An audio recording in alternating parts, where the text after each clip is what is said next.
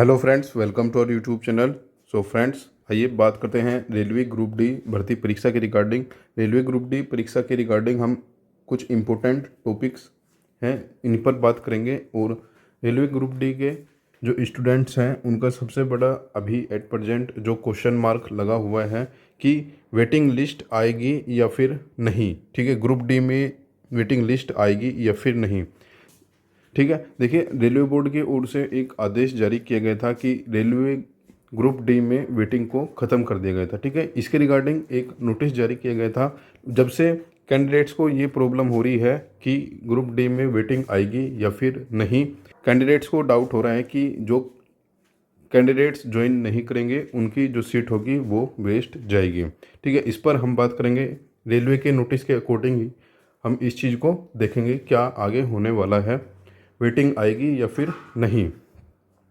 Twitter campaigns जो हो रहे हैं रेलवे ग्रुप डी वेटिंग के रिगार्डिंग, इनसे कुछ होगा या फिर नहीं। क्या ये ट्विटर कैंपेन अभी जो हो रहे हैं ये सही है या फिर इनका भी कुछ साइड इफ़ेक्ट्स हो सकते हैं।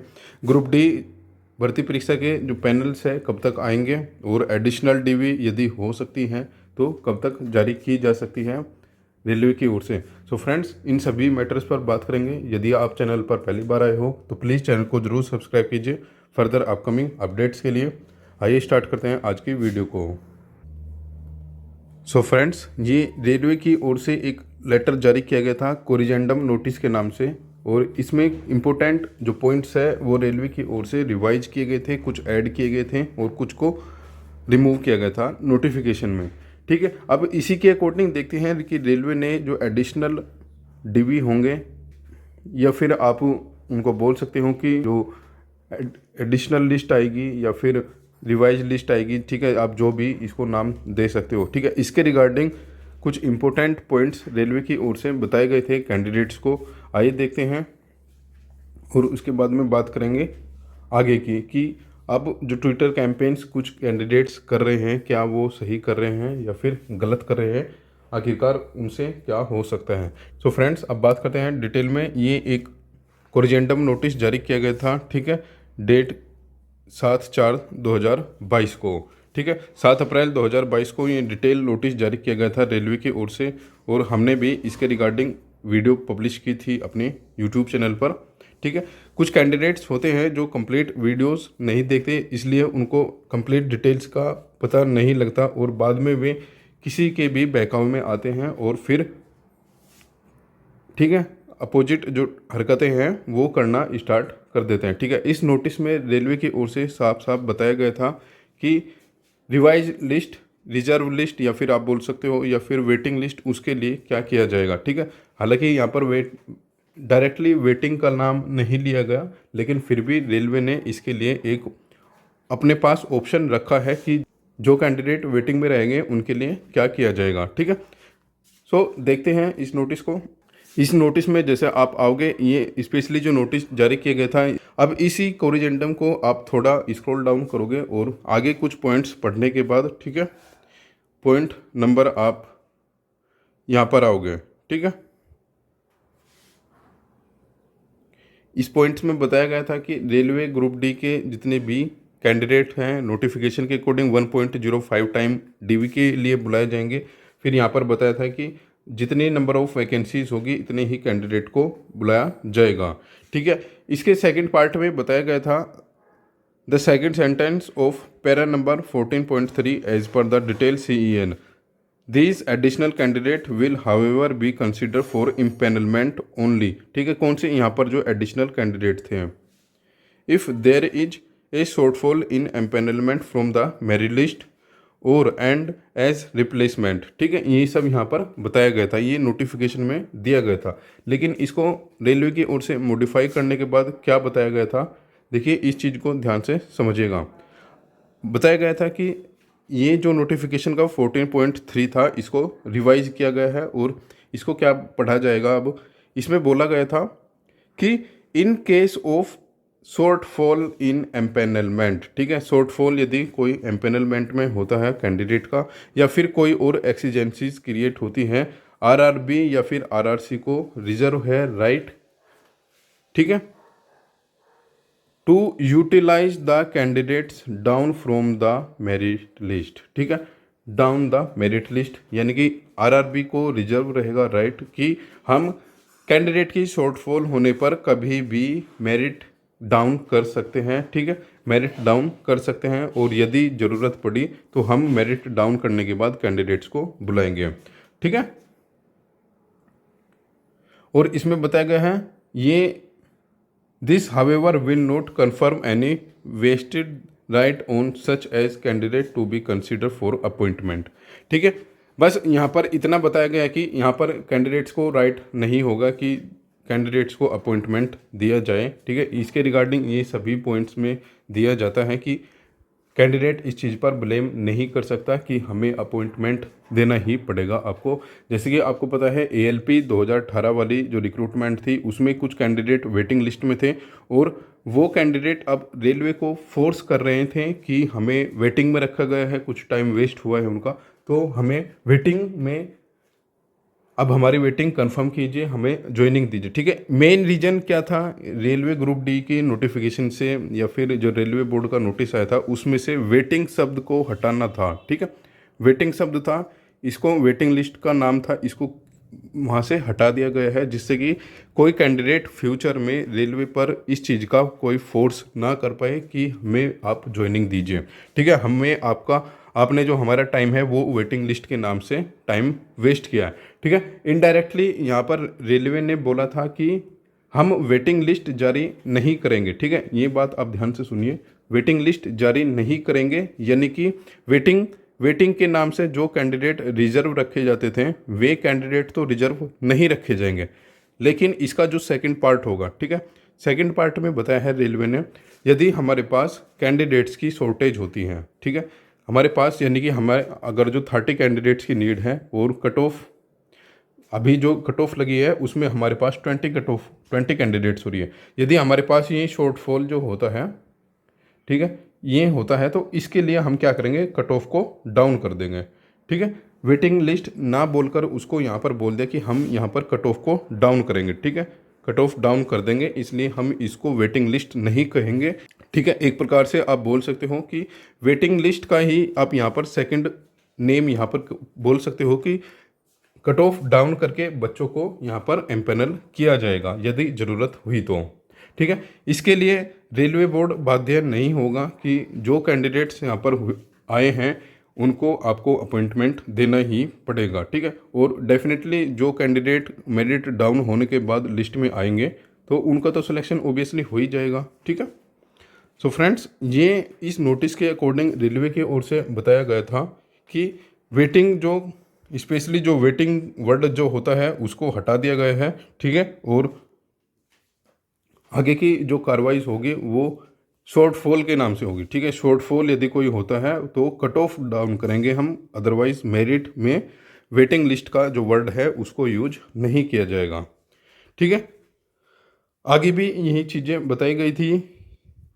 ठीक है, ये पोस्टिंग प्रेफरेंस के रिगार्डिंग बताया गया था। ठीक है, आगे भी इसमें यही बताया गया था यदि कोई कैंडिडेट की हमारे पास शॉर्टफॉल होता है तो हम इस चीज़ को मेरिट डाउन करने के बाद इस चीज़ को करेंगे।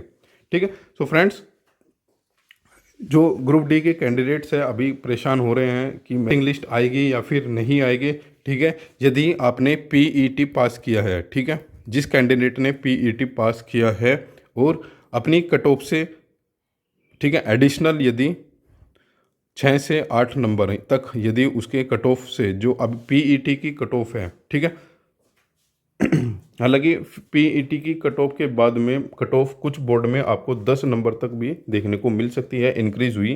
ठीक है, यानी कि आप सपोज कीजिए कि किसी बोर्ड की यहाँ पर 70 पे कट ऑफ गई है फाइनल अपॉइंटमेंट के लिए, फाइनल अपॉइंटमेंट के लिए 70 पर कट ऑफ गई है, यदि आपके नंबर 69 या फिर 68 तक है तो आपका वेटिंग यहाँ नहीं कहा जाएगा, लेकिन आपका यहाँ पर सिलेक्शन होने के चांसेस रहेंगे क्योंकि फ्यूचर में 100% शॉर्टफॉल होगा।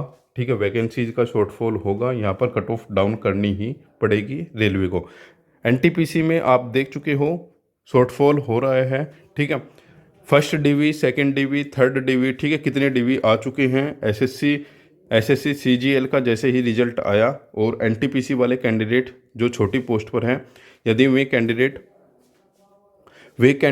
वहाँ पर जाएंगे, ठीक है, और उनमें से क्या होगा, फिर यहाँ से ग्रुप डी वाले कैंडिडेट जो एनटीपीसी में अभी मेरिट डाउन होने की वजह से रह गए, वे वहाँ पर जाएंगे, ठीक है। सो ये चीज़ें प्लस माइनस होती रहेंगी, ठीक है, प्लस माइनस होती रहेंगी, इनका 100% आपको बेनिफिट मिलने वाला है। तो फ्रेंड्स, जितने भी रेलवे ग्रुप डी के कैंडिडेट हैं, प्लीज़ आप वेटिंग लिस्ट के नाम के चक्कर में अपने आप को क्रिटिसाइज मत कीजिए, ठीक है। वेटिंग लिस्ट वर्ड यूज नहीं किया जाएगा रेलवे की ओर से, लेकिन यहाँ पर बताया गया है मेरिट लिस्ट को डाउन किया जाएगा, ठीक है, ठीक है। इनडायरेक्टली यहाँ पर वेटिंग लिस्ट ही आप इसको बोल सकते हो, हालांकि वो वेटिंग वर्ड यूज नहीं किया जाएगा, ठीक है। अब बात करते हैं कि जो candidate railway group D waiting के लिए ट्विटर कैंपेन ये सब वो सब कर रहे हैं, उनसे कुछ होगा या फिर नहीं होगा, ठीक है। फ्रेंड्स, मेरी ये बात आपको थोड़ी गलत लग सकती है, लेकिन रियलिटी यही है कि जितने भी आप ट्विटर कैंपेन करते हो उनसे अब कुछ नहीं होगा, क्योंकि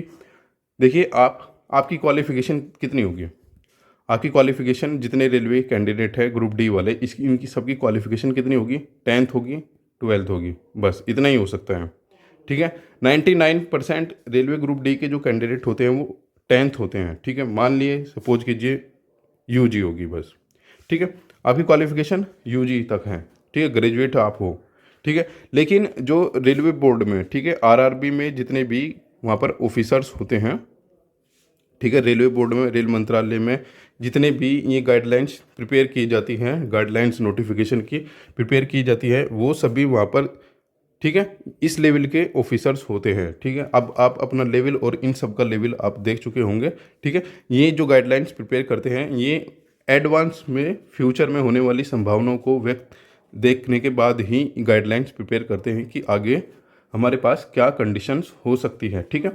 देखिए एनटीपीसी का जब सीबीटी 1 का रिजल्ट आया था, उसके बाद से ही कुछ प्रोटेस्ट वगैरह हुई थी, ठीक है, प्रोटेस्ट वगैरह हुई थी, और उस प्रोटेस्ट में जैसे आप सभी को पता है कुछ कैंडिडेट्स को अरेस्ट किया गया था, ठीक है। अभी तक भी उनका सॉल्यूशन क्या हुआ है किसी को कुछ नहीं पता, सिर्फ उन्होंने क्या किया है, अपना कैरियर ख़त्म किया है, ठीक है, कैरियर ख़त्म हुआ है उन बच्चों का, और कुछ नहीं, ठीक है। तो मैं पर्सनली आपको यही एडवाइस करूंगा कि आप डिजिटली प्रोटेस्ट कर सकते हो, लेकिन आप कोई रेलवे के अगेंस्ट या फिर प्रशासन के अगेंस्ट फिजिकल प्रोटेस्ट ना करें और कानून को अपने हाथ में ना ले, इससे आपको ही नुकसान होगा, ठीक है। ऐसा भी हो सकता है कि आप एक ग्रुप डी के चक्कर में अपना करियर भी बर्बाद कर सकते हो इस चक्कर में, ठीक है। फ्रेंड्स, ये बात आपको थोड़ी निगेटिव लग सकती है हमारी, लेकिन पर्सनली हम यही कहेंगे कि आप किसी भी स्ट्राइक वगैरह या फिर किसी भी फिजिकली प्रोटेस्ट में आप शामिल ना होइए, ये आपके लिए गलत हो सकती है, ठीक है।